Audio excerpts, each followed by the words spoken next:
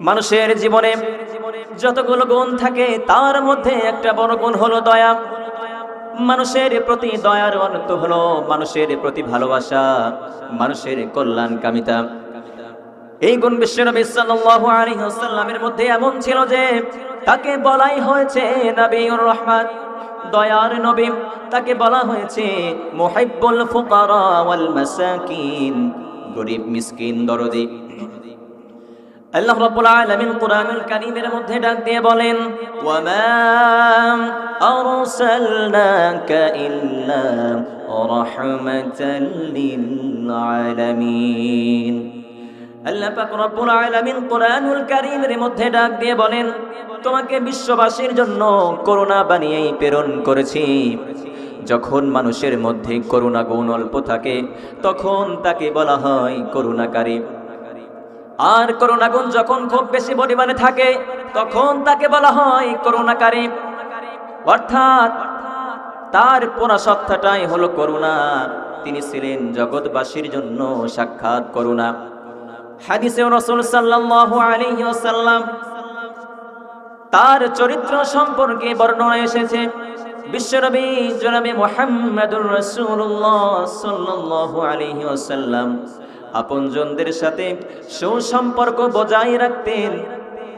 যেসব মানুষ অভাবের কারণে নিজের সংসারের বোঝা বহন করতে পারছে না, রাসূলুল্লাহ সাল্লাল্লাহু আলাইহি ওয়াসাল্লাম তার সেই বোঝা বহন করতেন। যেসব মানুষ অসহায়, যাদের কিছু নেই, রাসূল সাল্লাল্লাহু আলাইহি ওয়াসাল্লাম তাদের জন্য উপার্জন করে দিতেন। নিজের উপার্জন থেকে তাদেরকে দান করতেন। সত্যের উপর চলতে গিয়ে যত রকম বিপদ আপদ আসতে পারে মানুষের সামনে, এই রকম বিপদ এলে রাসূলুল্লাহ সাল্লাল্লাহু আলাইহি ওয়াসাল্লাম তার পাশে গিয়ে দাঁড়াতেন। দেখা গেল সাধারণভাবে দয়া বা করুণা বলতে আমরা যা বুঝি, রাসূল সাল্লাল্লাহু আলাইহি ওয়াসাল্লামের মধ্যে সেই শব্দ ছিলই। তার সবচেয়ে বড় দয়া হলো, তার সবচেয়ে বড় করুণা হলো তিনি জাহান্নাম থেকে মানুষকে বাঁচিয়েছেন। দুনিয়ার কষ্টে সাহায্য করা, দুনিয়ার সাময়িক এই কষ্ট থেকে উদ্ধার করা যদি করুণা বা দয়া হয়ে থাকে, তাহলে জাহান্নামের অনন্তকালের আযাব থেকে তো উদ্ধার করা তো অনেক বড় দয়ার কথা হবে। কথা বলেন ঠিক কিনা? রাসূলুল্লাহ সাল্লাল্লাহু আলাইহি ওয়াসাল্লাম অর্থ সম্পদ দিয়ে মানুষকে আর কতই বা সাহায্য করতে পারবেন? তার নিজের ঘরে দিনের পর দিন চুলোয় আগুন জ্বলতো না, তারপরেও তিনি ঋণ করে হলেও মানুষকে সাহায্য করতেন।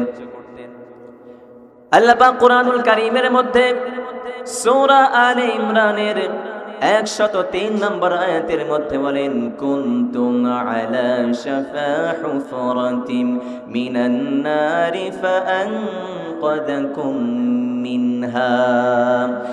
আল্লাহ পাক রব্বুল আলামিন বলেন, তোমরা তো জাহান্নামের গর্তের কিনারে গিয়ে উপনীত হয়েছিলে, তোমাদের জাহান্নামের গর্তে পড়ার উপক্রম হয়েছিল। এই অবস্থা থেকে তিনি তোমাদেরকে রক্ষা করেছেন। আল্লাহ পাক এই রক্ষা করেছেন রাসূল সাল্লাল্লাহু আলাইহি ওয়াসাল্লামের মাধ্যমে উম্মতের জন্য। এটাই হচ্ছে বিশ্বনবী রাসূলুল্লাহ সাল্লাল্লাহু আলাইহি ওয়াসাল্লামের সবচেয়ে বড় কল্যাণকামিতা। আমার মুসলমান ভাইরা, রাসূলুল্লাহ সাল্লাল্লাহু আলাইহি ওয়াসাল্লাম নিজের জীবনের যত চাওয়া পাওয়া হতে পারে সব চাওয়া পাওয়াকে উম্মতের জন্য বিসর্জন দিয়েছেন। নিজের জন্য যা চাইতে পারতেন নিজের জন্য তা না চেয়ে উম্মতের জন্য চেয়েছেন। যখন কুরআনুল কারীমের এই আয়াতটি নাযিল হলো, ওয়ালা সাউফা ইউতিকা রাব্বুকা ফাতারদা, সূরা দোহা, তুমি যা চাও তাই দেওয়া হবে যতক্ষণ তুমি সন্তুষ্ট না হও। তখন রাসূলুল্লাহ সাল্লাল্লাহু আলাইহি ওয়াসাল্লাম দুনিয়ার সুখ শান্তি অনেক কিছু চাইতে পারতেন, যে আল্লাহ তো বলে দিয়েছেন আমি যা চাইবো তাই দিয়ে তিনি আমাকে সন্তুষ্ট করে দেবেন। কিন্তু তিনি নিজের জন্য কিছুই চাইলেন না, বরং এই আয়াত নাজিল হওয়ার পর তিনি বললেন, আমি ততক্ষণ সন্তুষ্ট হব না যতক্ষণ পর্যন্ত আমার উম্মতের একটি লোক জাহান্নামে থাকবে। মাশাআল্লাহ। মুসলিম শরীফের রিওয়ায়াতে আছে একদিন বিশ্বনবী সাল্লাল্লাহু আলাইহি ওয়াসাল্লাম কান্না বিজড়িত কণ্ঠে দুই হাত তুলে বারবার বলছিলেন, আল্লাহুম্মা উম্মতি, আল্লাহুম্মা উম্মতি, হে আল্লাহ আমার উম্মত, আমার উম্মত। আল্লাহ তাআলা হযরত জিবরাইল আলাইহিস সালাতু ওয়াস সালামকে এই কান্নার কারণ জিজ্ঞেস করতে পাঠালেন। রাসূলুল্লাহ সাল্লাল্লাহু আলাইহি ওয়াসাল্লাম জিবরাইল আমিনকে বললেন, আমি আমার উম্মতের মাগফিরাতের জন্য কাঁদেছি। জিবরাইল আলাইহিস সালাম আবার আল্লাহর কাছে চলে গেলেন, আবার ফিরে এসে বললেন, আল্লাহ আমাকে বলেছেন যাও গিয়ে বলো আল্লাহ তাআলা উম্মতের ব্যাপারে আপনাকে অসন্তুষ্ট করবেন না এবং আপনাকে দুঃখিত করবেন না। উম্মতের জন্য যে রাসূল সাল্লাল্লাহু আলাইহি ওয়াসাল্লাম তার সব চাওয়া পাওয়াকে বিসর্জন দিয়েছেন, তার প্রমাণ আরো একটি হাদিসের মধ্যে পাওয়া যায়। মুসলিম শরীফের হাদিসের বর্ণনায় আমরা দেখতে পেরেছি, লিকুল্লি নাবিয়্যিন দাওয়াতুন মুস্তাজাবাতুন ফাতাআজ্জালা কুল্লু নাবিয়্যিন দাওয়াতুহু ফি উম্মতিহি ওয়া ইন্নী ইখতিবাতু দাওয়াতি শাফাআতান লি উম্মতি ইয়াউমাল কিয়ামাহ।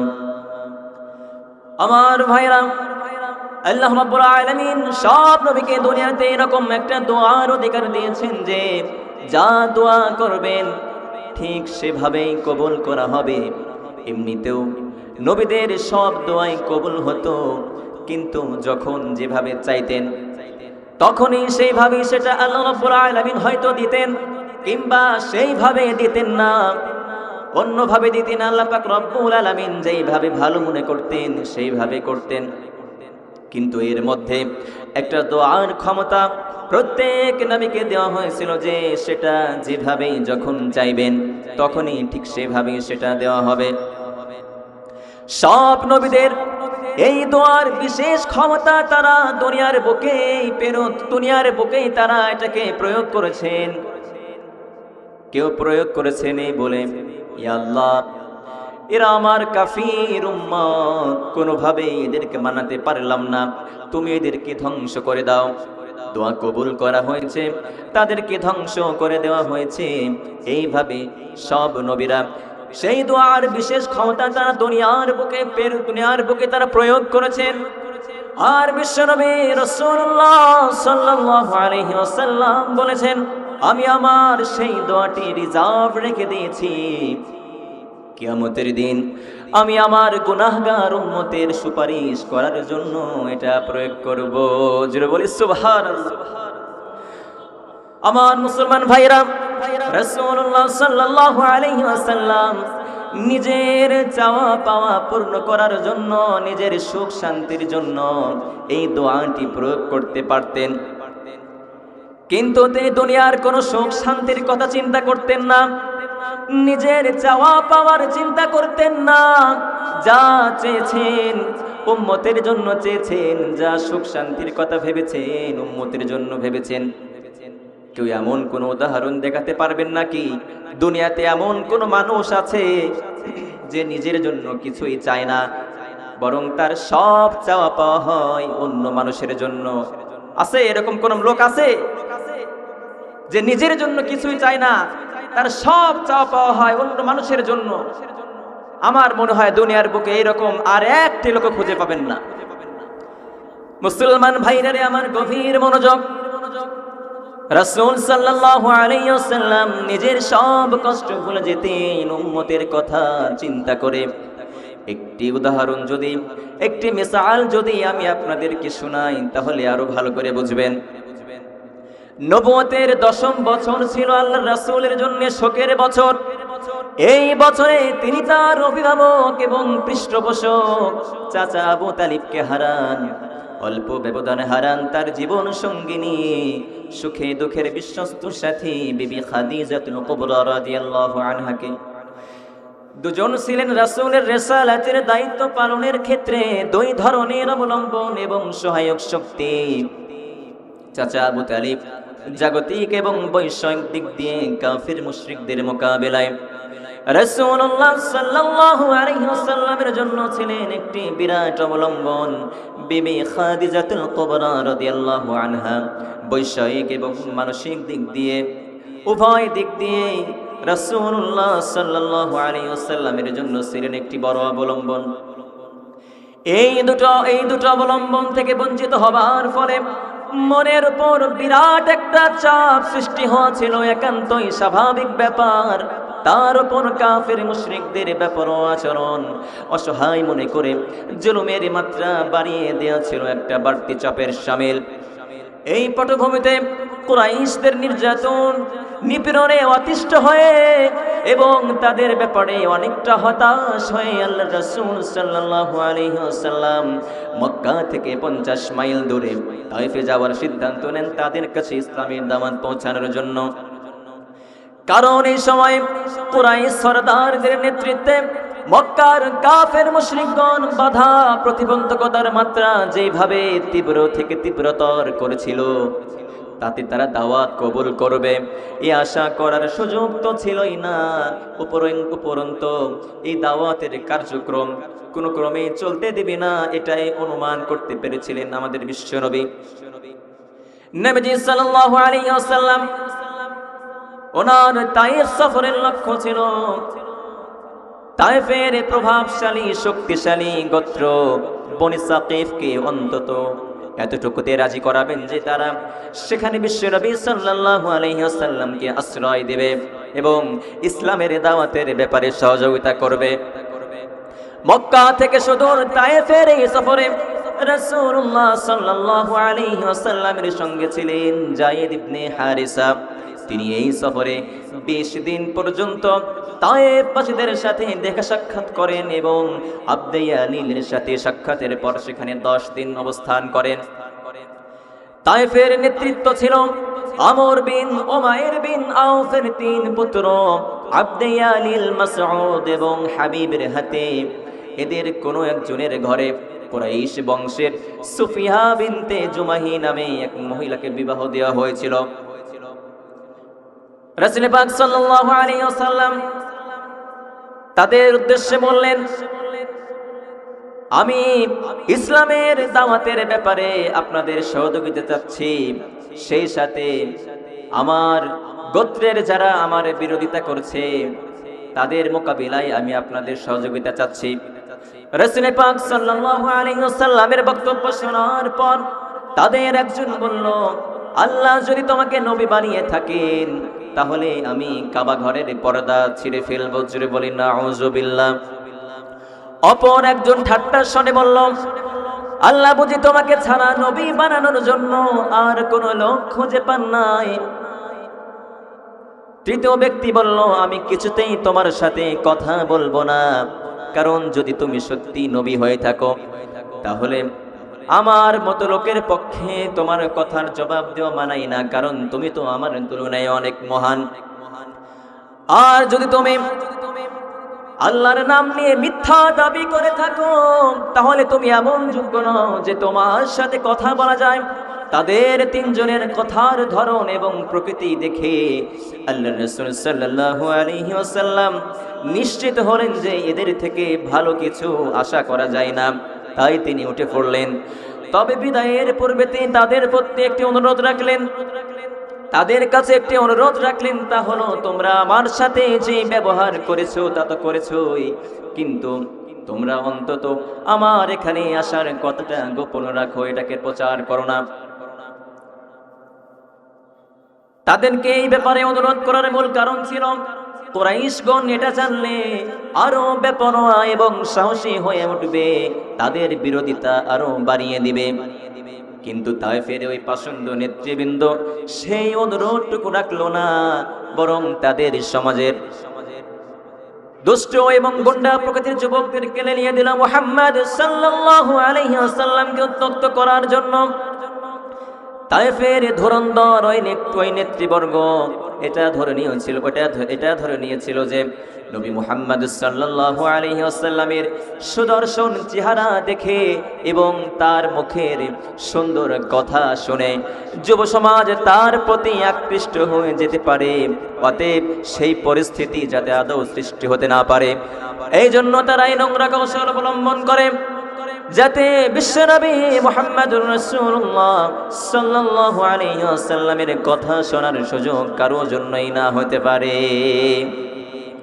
আমার ভাইরা, আজকে যদি আপনি বাস্তব অবস্থার দিকে তাকান, আমাদের সমাজে যারা কোরআনের হক কথাগুলো বলে, যারা মানুষকে সুন্দরের পথে আহ্বান করে, সাম্যের পথে আহ্বান করে, যারা সমাজকে সুন্দর করতে চায়, এই রাষ্ট্রকে সুন্দর করতে চায় এবং যুব সমাজ তাদের প্রতি যত বেশি আকৃষ্ট, যুব সমাজ যাদেরকে বেশি পছন্দ করে, ওই সকল ব্যক্তিদেরকে দেখবেন এক শ্রেণীর মানুষেরা তাদেরকে বরদাস্ত করতে পারে না, সহ্য করতে পারে না। আমার ভাইরা, তায়েফের নেতৃবৃন্দের নির্দেশ মোতাবেক গুন্ডা এবং দুষ্ট প্রকৃতির যুবকেরা রাসূল সাল্লাল্লাহু আলাইহি ওয়াসাল্লামের পিছে লাগলো। তারা চিৎকার করে প্রথমে তাকে অকথ্য ভাষায় গালিগালাজ করতে থাকলো, ঠাট্টা মস্করা করতে শুরু করলো এবং হইচই করে লোকজন জড়ো করতে শুরু করলো। এরপর আল্লাহর রাসূলকে তাড়া করে একটি বাগান পর্যন্ত নিয়ে ছেড়ে দিল। উক্ত বাগানের মালিক ছিল উতবা বিন রাবিয়া রাদিয়াল্লাহু আনহু এবং শাইবা বিন রাবিয়া রাদিয়াল্লাহু আনহু। রাসূল পাক সাল্লাল্লাহু আলাইহি ওয়াসাল্লাম তায়েফের সফরকালীন সময়ে বনি সাকিফের দলপতি এবং সম্ভ্রান্ত ব্যক্তিদের প্রত্যেকের সাথে ব্যক্তিগতভাবে দেখা সাক্ষাতের মাধ্যমে দ্বীনের দাওয়াত পেশ করলেন, কিন্তু কেউ তার এই আহ্বানে সাড়া দিল না। মুহাম্মদ সাল্লাল্লাহু আলাইহি ওয়াসাল্লাম তাদের যুবকদের বিগড়িয়ে দিতে পারেন এই আশঙ্কায় তারা বলল, হে মুহাম্মদ, তুমি আমাদের শহর থেকে বেরিয়ে যাও এবং পৃথিবীর অন্য কোথাও তোমার বন্ধু থাকলে তার কাছে গিয়ে দ্বীনের দাওয়াত দাও। অতঃপর তারা তাদের ভবঘুরে যুবকদেরকে লেলিয়ে দিল। রাসূলুল্লাহ সাল্লাল্লাহু আলাইহি ওয়াসাল্লামের পিছনে, রাসূলুল্লাহ সাল্লাল্লাহু আলাইহি ওয়াসাল্লামের উপরে তাদেরকে লেলিয়ে দিল। তারা চিৎকার করে এবং গালাগালি করে, লোকজন করে নবী মুহাম্মদ সাল্লাল্লাহু আলাইহি ওয়াসাল্লামের উপর ঢিল পাথর নিক্ষেপ শুরু করে দিল। পাষণ্ড ওই গুন্ডা প্রকৃতির গোলাম এবং যুবকেরা তাক করে রাসূল সাল্লাল্লাহু আলাইহি ওয়াসাল্লামের পায়ের গোড়ালি এবং টাকনুতে পাথর মেরে মেরে আল্লাহর রাসূলের শরীরকে অসাড় করে তোলে। তারা রাস্তার দুই ধারে পাথর হাতে দাঁড়িয়ে যায়। রক্তক্ষরণের ফলে সাল্লাল্লাহু আলাইহি ওয়াসাল্লাম ক্লান্ত হয়ে বসে পড়লে তারা ধরে দাঁড় করিয়ে দিয়ে আবার পাথর ছুঁড়তে শুরু করে। রক্ত ঝরতে ঝরতে এমন অবস্থায় সৃষ্টি হয় যে জমাট রক্তে রাসূলের পায়ের জুতা পায়ের সাথে আটকে যায়। আঘাতে আঘাতে তিনি অবসন্ন হয়ে পড়েছিলেন। রাসূলের বিশ্বস্ত সাথী হযরত যায়েদ রাদিয়াল্লাহু আনহু নিজেকে ঢাল বানিয়ে বিশ্বনবী মুহাম্মদ রাসূলুল্লাহ সাল্লাল্লাহু আলাইহি ওয়াসাল্লামকে হেফাজতের চেষ্টা করেন। পাথরের আঘাতের পর আঘাতে এক পর্যায়ে হযরত যায়েদ রাদিয়াল্লাহু আনহুর মাথা ফেটে যায়। অবশেষে আল্লাহর রাসূল সাল্লাল্লাহু আলাইহি ওয়াসাল্লাম তায়েফ থেকে বেরিয়ে পড়লেন এবং ওই সব দুষ্ট গুন্ডা পাষণ্ড প্রকৃতির লোকেরাও ফিরে গেল। আঘাতে আঘাতে ক্ষতবিক্ষত নবী মুহাম্মদ রাসূলুল্লাহ সাল্লাল্লাহু আলাইহি ওয়াসাল্লাম উতবা এবং শাইবার আঙ্গুর বাগানের প্রাচীরের ঘা ঘেঁষে বসে পড়েন এবং আল্লাহ তাআলার দিকে মুখ করে একটি হৃদয় নিংড়ানো ভাষায় দোয়া করলেন, যেটা সিরাতের বিভিন্ন কিতাবের মধ্যে এইভাবে বর্ণনা এসেছে। বিশ্বনবী বলেন, ওগো আল্লাহ, আমি তোমার দরবারে নিজের অসহায়ত্বের এবং মানুষের দৃষ্টিতে আমার মর্যাদাহীনতার অভিযোগ পেশ করছি। এ তুমি কার কাছে আমাকে সুপর্দ করেছো? এমন অপরিচিত বেগানাদের কাছেই কি আমাকে সুপর্দ করেছো যারা আমার সাথে এমন কঠোর এবং নিষ্ঠুর আচরণ করবে? অথবা এমন কার কাছে যাকে তুমি আমার উপর জয়লাভ করার শক্তি দিয়েছো, যদি তুমি আমার উপর অসন্তুষ্ট না হয়ে থাকো, তাহলে আমি কোনো বিপদের করি না, তাহলে আমি কোনো বিপদের পরোয়া করি না। কিন্তু যদি তোমার পক্ষ থেকে আমি নিরাপত্তা লাভ করি, তাহলে সেটা হবে আমার জন্য অধিকতর আনন্দদায়ক। আমি পানাহ চাই তোমার সত্তার সে নূরের কাছে, যা অন্ধকারের মধ্যে আলো দান করে এবং দুনিয়ায় এবং আখিরাতের সব কিছু সুবিন্যস্ত এবং সুনিয়ন্ত্রিতভাবে পরিচালনা করে। তোমার গজব এবং শাস্তির যোগ্য হওয়া থেকে তুমি আমাকে রক্ষা করো। আমি যেন তোমার উপর রাজি থাকতে পারি, আমাকে সেই তৌফিক দাও। তোমার খুশির উপর যেন আমি সন্তুষ্ট থাকতে পারি, আর তুমিও আমার উপর সদা রাজি থাকো। তুমি ছাড়া আর কোনো শক্তি নাই। রহমাতুল লিল আলামিন নবী মুহাম্মদ সাল্লাল্লাহু আলাইহি ওয়াসাল্লামের এই হৃদয় স্পর্শী দোয়া আল্লাহর দরবারে মকবুল হয়ে যায়। জানেন তায়েববাসীর এহেন অপকর্মের জন্য রাসূল সাল্লাল্লাহু আলাইহি ওয়াসাল্লাম চাইলে দুই দিক থেকে পাহাড় চাপা দিয়ে ধ্বংস করে দিতেও তারা প্রস্তুত বলে আল্লাহর পক্ষ থেকে আগত ফেরেশতা নবীজি সাল্লাল্লাহু আলাইহি ওয়াসাল্লামকে এই মর্মে অবহিত করেন। বুখারী, মুসলিম, নাসাই হাদিস গ্রন্থে হযরত আয়েশা সিদ্দিকা রাদিয়াল্লাহু আনহার বরাত দিয়ে এইভাবে বর্ণনা এসেছে। হযরত আয়েশা সিদ্দিকা রাদিয়াল্লাহু আনহা বলেন, ইয়া রাসূলুল্লাহ, উহুদের যুদ্ধের চেয়েও কি কোনো কঠিন অবস্থার সম্মুখীন আপনি কখনো হয়েছিলেন? জবাবে বিশ্বনবী বললেন, তায়েববাসীর নির্মম অত্যাচারের ফলে আমি এতটাই পেরেশান হয়ে পড়েছিলাম যে কোন দিকে যাব ঠিক পাচ্ছিলাম না। তাই আমি যেই দিকে তাকাতাম সেই দিকেই ধাবিত হতাম, যেই দিকেই তাকাতাম সেই দিকেই দৌড় দিতাম। এই অবস্থা থেকে আমি রেহাই না পেতে হঠাৎ দেখলাম যে আমি কারনুস ছায়ালেপ নামক একটি স্থানে আছি। উপরে তাকিয়ে দেখি এক খণ্ড মেঘ আমার মাথার উপর ছায়া দান করছে। উক্ত মেঘখণ্ডের মধ্যে হযরত জিবরাইল আলাইহিস সালাতু ওয়াস সালামকে দেখতে পেলাম। তিনি আমাকে সম্বোধন করে বললেন, আপনার কওম আপনাকে যা কিছু বলেছে এবং আপনার দাওয়াতের জবাব তারা যেভাবে দিয়েছে, আল্লাহ তাআলা তা সবই অবগত আছেন। আমি পাহাড়ের দায়িত্ব নিয়োজিত ফেরেশতা। আপনি যদি চান তাহলে তায়েফের দুই পাহাড়কে চাপ দিয়ে পুরো মক্কা এবং তায়েফবাসীকে নিষ্পেষিত করে দিব। সহিহ বুখারীর বর্ণনায় এইভাবে এসেছে, ইয়া রাসূলুল্লাহ, আপনি যা কিছু চান বলার এখতিয়ার আপনার আছে। আপনি চাইলে তাদের উপর মক্কার দুদিকের পাহাড় একত্র করে চাপিয়ে দিয়ে তাদেরকে ধ্বংস করে দেব, তাদেরকে নিষ্পেষিত করে দেব। রাসূল সাল্লাল্লাহু আলাইহি ওয়াসাল্লাম উত্তর দিলেন যে, আমি চাই না যে এরা শেষ হয়ে যাক, বরং আমি আল্লাহর কাছে আশা রাখি এরা বেঁচে থাকুক। কারণ এরা না মানলেও এদের ভবিষ্যতে এদের বংশধরদের কেউ না কেউ এক আল্লাহকে মানবে এবং মুমিন হবে। আমার ভাইরা, রাসূল সাল্লাল্লাহু আলাইহি ওয়াসাল্লাম যদি ফেরেশতাকে ওই অনুমতি দিতেন তাহলে ওরা শেষ হয়ে যেত, কিন্তু তিনি তা করেননি। নিজের কষ্টের দিকে তিনি মোটেও তাকান নাই, উম্মতের ফায়দা কোনটা সেটাই দেখেছেন। এই হলো রাসূল সাল্লাল্লাহু আলাইহি ওয়াসাল্লামের একটি দয়ার দৃষ্টান্ত। মক্কাবাসীরা রাসূল সাল্লাল্লাহু আলাইহি ওয়াসাল্লামকে কম নির্যাতন করেনি। নির্যাতন যত প্রকার হতে পারে সব প্রকার তারা করেছে। সাহাবায়ে কিরাম সম্পূর্ণ অতিষ্ঠ হয়ে জীবন বাঁচানোর তাগিদে দেশ ত্যাগ করেছেন। কেউ কেউ হাবশা দেশে অর্থাৎ আবিসিনিয়ায় চলে গেছেন। একসময় রাসূল সাল্লাল্লাহু আলাইহি ওয়াসাল্লাম সহ সকলেই মদিনায় চলে গেছেন। কম কষ্টে তিনি মক্কা ছেড়ে মদিনায় যায় নাই। যখন তিনি মক্কা ছেড়ে যান তখন মক্কার দিকে তাকিয়ে তিনি বলেছিলেন, হে মক্কা, কত পবিত্র তুমি, আমার কত প্রিয় ভূমি তুমি, আমার মাতৃভূমি তুমি। এরপর তিনি বলেছিলেন, তিরমিজি শরীফের হাদিসের মধ্যে পাওয়া যায়, ওয়ালাউলা আন্না কওমি আখরুজানি মা সাকান্তু গায়রাকি। বিশ্বনবী বলেন, যদি আমার লোকেরা আমাকে বের করে না দিত তাহলে তোকে ছেড়ে আমি অন্য কোথাও বসবাস করতাম না। যা বলেছিলাম, রাসূল সাল্লাল্লাহু আলাইহি ওয়াসাল্লামকে কম কষ্ট দেওয়া হয় নাই। তিনি নামাজ পড়ছেন, নামাজ পড়া অবস্থায় উটের নাড়ি ভরিয়ে এনে তার মাথার উপর ফেলে দেওয়া হয়েছে।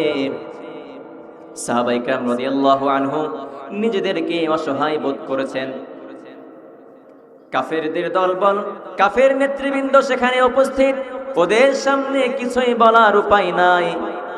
রাসূল সাল্লাল্লাহু আলাইহি ওয়াসাল্লাম এইভাবে সিজদায় পড়ে রয়েছেন, তিনি উঠতে পারছেন না, কেউ সাহস পাচ্ছেন না তার মাথার উপর থেকে নারী ভুঁড়ি সরিয়ে ফেলার।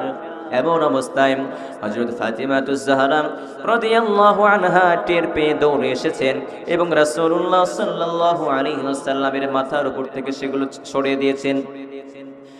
রাসূল সাল্লাল্লাহু আলাইহি ওয়াসাল্লামকে মক্কাবাসীরা এত নির্যাতন করেছিল, তারপরেও যখন মক্কা বিজয় হয় তখন যারা রাসূল সাল্লাল্লাহু আলাইহি ওয়াসাল্লামকে নির্যাতন করেছিল তারা মক্কা থেকে ভেগে যাওয়া শুরু করেছিল এই ভেবে যে এখন আর উপায় নেই, এখন বুঝি মুহাম্মদ সব প্রতিশোধ নেবে। রাসূলুল্লাহ সাল্লাল্লাহু আলাইহি ওয়াসাল্লাম টের পেয়ে লোকজনকে বলেছিলেন, লা তাসরিবা আলাইকুমুল ইয়াউম। সূরা ইউসুফ 92 নম্বর আয়াতের মধ্যে এসেছে, তোমাদের উপর আমার কোনো অভিযোগ নেই, কোনো প্রতিশোধ আমি নিব না। তোমরা যে যেখানে থাকাটা নিরাপদ মনে করো সে সেখানে নির্বিঘ্নে নির্ভয়ে থাকতে পারো, আমার পক্ষ থেকে কোনো প্রতিশোধ নেওয়া হবে না। নিজের জীবনের দুঃখ কষ্টের কথা তিনি স্মরণ করলেন না। এরূপ অবস্থায় মানুষ কেমন মুগ্ধ হতে পারে? তাই তো রাসূলুল্লাহ সাল্লাল্লাহু আলাইহি ওয়াসাল্লামের জন্য প্রত্যেক সাহাবী ছিলেন ফিদা। এমন কি রাসূলুল্লাহ সাল্লাল্লাহু আলাইহি ওয়াসাল্লাম কারো সাথে যখন কথা বলতেন তখন তার দিকে পুরোপুরি ফিরে কথা বলতেন। একটা মজলিসে যখন অনেক লোকজন থাকে তখন অনেকের সাথে কথা হতে থাকে, তখন আশেপাশে যারা থাকে তাদের মাঝে কারোর সাথে কথা বলার সময় তার দিকে মুখ না ফিরিয়ে কথা বলা যায়, কিন্তু তাতে সে মনে করতে পারে যে আমাকে তেমন একটা গুরুত্ব দেওয়া হলো না। বিশ্বনবী সাল্লাল্লাহু আলাইহি ওয়াসাল্লাম যখন কারোর সাথে কথা বলতেন তখন পুরোপুরি তার দিকে ঘুরে কথা বলতেন, যাতে কেউ মনে করতে না পারে যে আমাকে বোধহয় একটু গুরুত্ব কম দেওয়া হলো। বরং সাহাবীদের অবস্থায় ছিল যে তারা প্রত্যেকেই মনে করতেন আমার বিষয়কে রাসূল সাল্লাল্লাহু আলাইহি ওয়াসাল্লাম বেশি গুরুত্ব দেন, আমাকে বিশ্বনবী সাল্লাল্লাহু আলাইহি ওয়াসাল্লাম বেশি ভালোবাসেন। এজন্য রাসূল সাল্লাল্লাহু আলাইহি ওয়াসাল্লামের জন্য প্রত্যেক সাহাবী ছিলেন ফিদা। অনেক সাহাবী জীবনের বিভিন্ন মুহূর্তে কথা বলতেন, তারা বলেছেন, ফিদাকা আবি ওয়া উম্মি ইয়া রাসূলুল্লাহ, ইয়া রাসূলুল্লাহ, আমার মা বাপ আমার জীবন সবকিছু আপনার জন্য কুরবান হোক। বিশ্বনবী বলেছেন, লা ইউমিনু আহাদুকুম হাত্তা আকুনা হাব্বা ইলাইহি মিন ওয়ালিদিহি ওয়া ওয়ালাদিহি ওয়ান নাসি আজমাইন। সহিহ বুখারীর বর্ণনা এসেছে, বিশ্বনবী বলেন, তোমাদের কেউ পরিপূর্ণ মুমিন হতে পারবে না যতক্ষণ পর্যন্ত আমি তার কাছে বেশি প্রিয় না হব, তার পিতামাতা এবং তার সন্তানাদি এমনকি সমস্ত মানুষ থেকে যতক্ষণ পর্যন্ত আমি তার কাছে এইরকম অধিক প্রিয় না হব ততক্ষণ পর্যন্ত সেই ব্যক্তি পূর্ণাঙ্গ মুমিন হতে পারবে না। একবার হযরত ওমর রাদিয়াল্লাহু আনহু বিশ্বনবীকে বললেন, ইয়া রাসূলুল্লাহ, আমি আপনাকে ভালোবাসি। ইসলামে এটাই নিয়ম, আল্লাহর হস্তে কেউ যদি কাউকে ভালোবাসে তাহলে তাকে বলে দিবে যে আমি আপনাকে ভালোবাসি। হযরত ওমর রাদিয়াল্লাহু আনহু তাই বললেন, ইয়া রাসূলুল্লাহ, আমি আপনাকে ভালোবাসি। রাসূল সাল্লাল্লাহু আলাইহি ওয়াসাল্লাম বললেন, তোমার জীবনের চেয়েও কি আমাকে বেশি ভালোবাসো? ওমর রাদিয়াল্লাহু আনহু কিছুক্ষণ চিন্তা করলেন যে আমার জীবনের চেয়েও কি রাসূল সাল্লাল্লাহু আলাইহি ওয়াসাল্লামকে বেশি ভালোবাসে কিনা। আমার ভাইরা, রাসূল সাল্লাল্লাহু আলাইহি ওয়াসাল্লাম বললেন, তোমার জীবনের থেকেও আমাকে বেশি ভালোবাসো কিনা? ওমর রাদিয়াল্লাহু আনহু কিছুক্ষণ চিন্তা করে বললেন যে না, আমার জীবন থেকে আপনাকে বেশি ভালোবাসি না। রাসূল বললেন, না ওমর, তাহলে হয় নাই, এখনো ভালোবাসা হয় নাই। তোমার জীবন থেকেও আমাকে বেশি ভালোবাসতে হবে, তা না হলে আমাকে ভালোবাসা হলো না। তিনি আবার চিন্তা করলেন। ওমর রাদিয়াল্লাহু আনহু চিন্তা করে মনকে প্রস্তুত করলেন, তারপরে আবার বললেন, ইয়া রাসূলুল্লাহ, এখন আমি আমার জীবনের চাইতে আপনাকে বেশি ভালোবাসি। রাসূলুল্লাহ সাল্লাল্লাহু আলাইহি ওয়াসাল্লাম বললেন, আল্লানা ইয়া উমর, ওমর এতক্ষণে হয়েছে নিজের আপনজন, নিজের ধন সম্পদ, নিজের ঘর বাড়ি, নিজের স্ত্রী পুত্র পরিজন, নিজের জীবন, এই সব কিছুর চেয়ে রাসূলুল্লাহ সাল্লাল্লাহু আলাইহি ওয়াসাল্লামের প্রতি ভালোবাসা বেশি হতে হবে। কথা বলেন ঠিক কিনা? আল্লাহ রাব্বুল আলামিন সূরা তাওবা 24 নম্বর আয়াতের মধ্যে বলেছেন, কুল ইন কানা আবাউকুম ওয়া আবনাউকুম ওয়া ইখওয়ানুকুম ওয়া আজওয়াজুকুম ওয়া আশীরাতুকুম ওয়া আমওয়ালুন ইqtaraftumuha ওয়া তিজারাতুন তাখশাউনা কাসাদাহা ওয়া মাসাকিন তারদাউনাহা أحب إليكم من الله ورسوله وجهاد في سبيله فتربصوا حتى يأتي الله بأمره। আল্লাহ পাক রব্বুল আলামিন ডাক দিয়ে বলেন, হে মুহাম্মদ, তুমি লোকদেরকে বলে দাও, যদি তোমাদের পিতামাতা, তোমাদের সন্তানাদি, তোমাদের স্ত্রী পুত্র, তোমাদের সন্তানাদি, তোমাদের ধন সম্পদ যা অনেক কষ্ট করে উপার্জন করেছো, তোমাদের ব্যবসা বাণিজ্য যার লোকসানকে তোমরা ভয় পাও, তোমাদের ঘর বাড়ি যাকে তোমরা খুব পছন্দ করো, এই সব কিছুর চেয়ে আল্লাহ এবং আল্লাহর রাসূলের প্রতি ভালোবাসার মাত্রা যদি বেশি না হয়, তাহলে তোমরা শাস্তির নির্দেশের অপেক্ষা করো। এই আয়াতের মর্ম অনুযায়ী সাহাবায়ে কেরাম রাদিয়াল্লাহু আনহু আমল করে দেখিয়ে গেছেন। নিজের স্ত্রী পুত্রের চেয়ে, নিজের আপনজনের চেয়ে, নিজের ধন সম্পদের চেয়ে, নিজের ব্যবসা বাণিজ্য এবং ঘর বাড়ির চেয়ে, এমনকি নিজের জীবনের চেয়ে রাসূল সাল্লাল্লাহু আলাইহি ওয়াসাল্লামকে কেমন ভালোবাসতে হয় সাহাবায়ে কেরাম তা দেখিয়ে গেছেন। তাবুকের যুদ্ধে হযরত আবু বকর সিদ্দিক রাদিয়াল্লাহু আনহু সমস্ত মাল এনে দিয়েছেন, ঘরে একটা কানা করিও রাখেন নাই। হযরত আবু বকর সিদ্দিক রাদিয়াল্লাহু আনহু তাবুকের যুদ্ধে সমস্ত মাল এনে দিয়েছেন, ঘরে একটা কানা করিও রাখেন নাই। তার মনোভাব হলো, রাসূল সাল্লাল্লাহু আলাইহি ওয়াসাল্লাম চেয়েছেন, রাসূলের জন্য আমি সব কিছু দিয়ে দিলাম। সারাটা জীবন তিনি রাসূল সাল্লাল্লাহু আলাইহি ওয়াসাল্লামের জন্য ব্যয় করেছেন।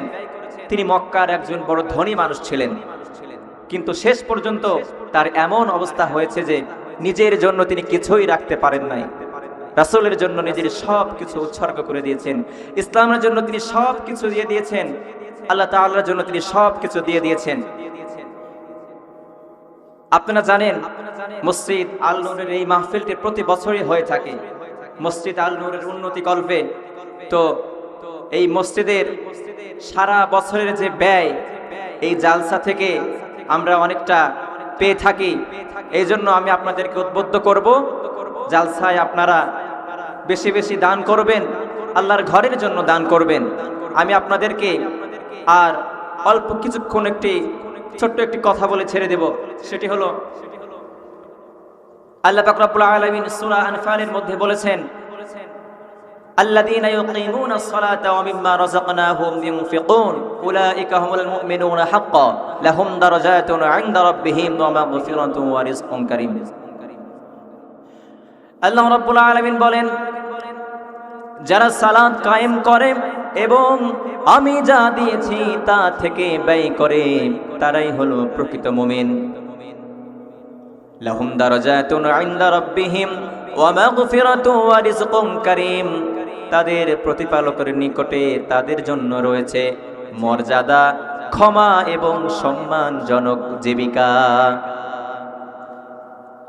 মদিনার জমিনে সব চাইতে গরিব সাহাবের নাম ছিল বেলাল হাবশী রাদিয়াল্লাহু আনহু, বিশ্বনবীর খাস মুয়াজ্জিন।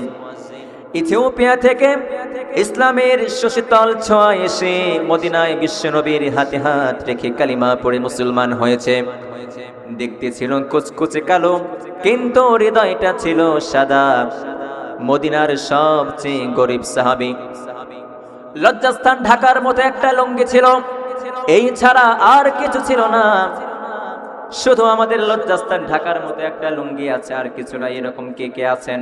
আমার মনে হয় এখানে কেউ নাই।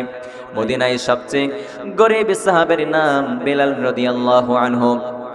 ওই বেলাল রাদিয়াল্লাহু আনহুকে ডেকে বিশ্বনবী বললেন, আনফিক ইয়া বিলাল, ও বেলাল তুমিও আল্লাহর রাস্তায় দান করো।